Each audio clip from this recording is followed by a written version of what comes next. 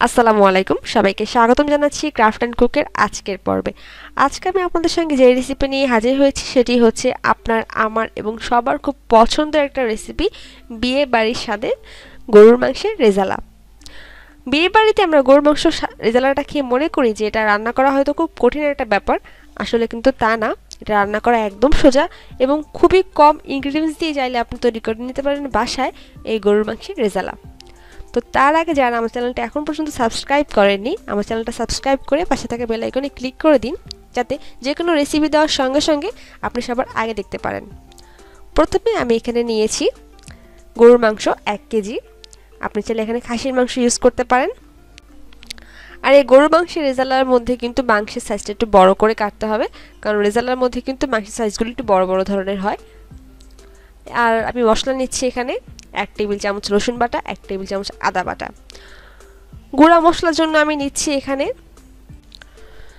2 চা চামচ জিরা গুঁড়া, হাফ টেবিল চামচ মরিচের গুঁড়া, হাফ টেবিল চামচ হলুদের গুঁড়া, স্বাদ মতো লবণ, 2টো তেজপাতা নিয়েছি, 2-3টা দারচিনি, 2-3টা লবঙ্গ এবং 4-5টা এলাচ।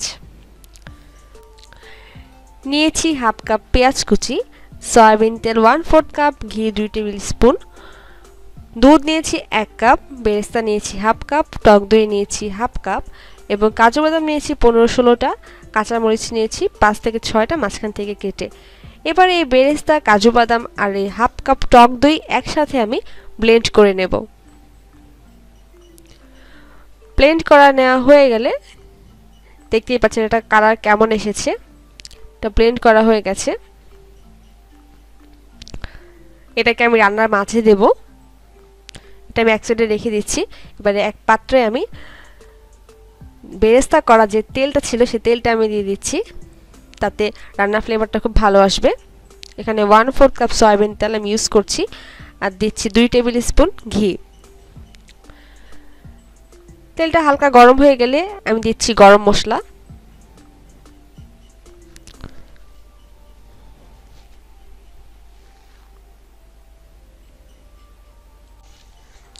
তেলের মধ্যে গরম মশলাটা একটু ভেজে নিয়ে দিয়ে দিচ্ছি এর মধ্যে হাফ কাপ পেঁয়াজ কুচি। চুলার আঁচ প্রথম থেকে থাকবে মিডিয়াম থেকে লোতে। পেঁয়াজটা হালকা একটু বাদামি কালার হয়ে এলে এর মধ্যে দিয়ে দিচ্ছি আদা রসুন বাটা। কাঁচা গন্ধ যাওয়ার আগ পর্যন্ত এই মশলাটাকে ভালো করে ভেজে নিতে হবে। এর মধ্যে আমি একটু পানি অ্যাড করছি, যাতে গুঁড়া মশলাগুলো দিলে পুড়ে না যায়।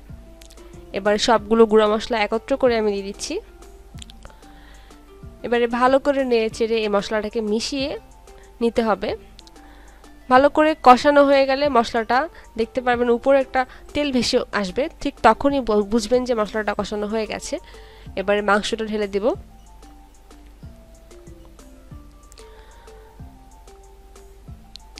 মাংসটাকে আমি 3 থেকে 4 মিনিট ভালোভাবে নেড়ে চেড়ে কষিয়ে নিব। কষানো হয়ে গেলে এর মধ্যে আমি ঢাকনা দিয়ে ঢেকে দেব। আর এই মাংসটা আমি রান্না করব প্রায় 1 ঘন্টা ধরে। এই মাংসটা থেকে কিন্তু অনেক পানি বের হবে, আর আমি এই পানিটা দিয়েই মাংসটাকে রান্না করব। আমি মাঝখানে কোনো পানি অ্যাড করব না। আপনারা চাইলে মাঝে মাংসটা সিদ্ধ না হলে পানি অ্যাড করতে পারেন।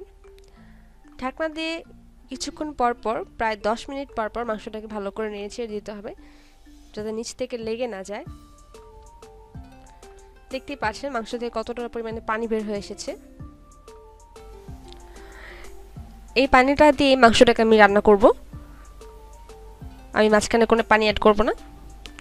তো এই মাংসটাকে আমি ঢেকে দিচ্ছি আর ফিরে আসছি মাংসটা সিদ্ধ হওয়ার পর।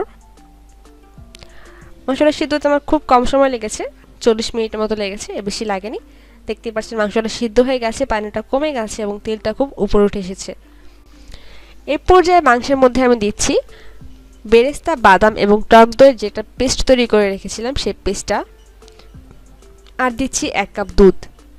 যদি আপনারা ঝোলের পরিমাণ বেশি চান তবে সেক্ষেত্রে এখানে 1 কাপ পানি অ্যাড করতে পারেন। ভালো করে নেড়েচেড়ে মিশিয়ে নিচ্ছি।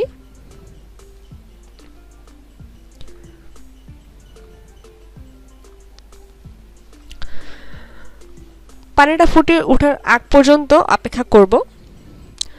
যখন পানিটা ফুটে উঠবে তখন এটাকে ঢাকনা দিয়ে ঢেকে দেবো আমি আধা ঘন্টার জন্য। চুলার আঁচ থাকবে ঠিক লোতে। ঠিক আধা ঘন্টা পর মাংসটা অলমোস্ট হয়ে এসেছে। এর মধ্যে দিয়ে দিচ্ছি কাঁচামরিচ 4-5টা মাঝখান থেকে একটু কেটে, যাতে আলাদা ফ্লেভার বের হয়। এবার এর মধ্যে ঢাকনা দিয়ে ঢেকে দিচ্ছি 10 মিনিটের জন্য। চুলার আঁচ কিন্তু লোতেই থাকবে। 10 মিনিট পর মাংসটা এবার নামানোর পালা চলে এসেছে। এবার এটাকে আমি চুলাটা বন্ধ করে ঢাকনা দিয়ে ঢেকে রাখবো 5 মিনিটের জন্য। আর এরপর আমি এটাকে সার্ভ করে দেখাচ্ছি। এরপর যে আপনারা দিতে পারেন কেওড়া জল, তাহলে এর মধ্যে আলাদা একটা ফ্লেভার চলে আসবে। শাহি শাহি ঠিক বিয়ে বাড়ির যে ফ্লেভারটা পাওয়া যায় ঠিক সেই ফ্লেভারটা। আমি এখানে কেওড়া জল অ্যাড করছি না, তো সার্ভ করে দেখাচ্ছি। মাংসটাকে আমি সার্ভ করে দেখাচ্ছি। দেখতেই পাচ্ছেন মাংসটার কালার কত চমৎকার এবং এটার স্মেল কিন্তু খুব অসাধারণ। আপনারা পাচ্ছেন না, কিন্তু আমি পাচ্ছি। আর এই মাংসটা যদি আপনারা একবার বাসায় ট্রাই করে দেখেন তাহলে আপনারা অবশ্যই প্রশংসা পাবেন, কারণ মাংসটা এতই মজা। এটা চাইলে আপনারা পোলাও, নান রুটি অথবা পরোটার সাথে ট্রাই করতে পারেন, খুব ভালো লাগবে। আশা করছি আমার আজকের এই রেসিপিটা আপনাদের কাছে ভালো লেগেছে। ভালো লেগে থাকলে আমার চ্যানেলটা অবশ্যই সাবস্ক্রাইব করতে ভুলবেন না। আর যদি আপনাদের কোনো প্রশ্ন থেকে থাকে তাহলে কিন্তু আমাকে কমেন্টসে জানাতে পারেন, আমি অবশ্যই অ্যান্সার দেওয়ার চেষ্টা করব। তো আজকে এই পর্যন্তই। সবাই ভালো থাকবেন। আল্লাহ হাফেজ।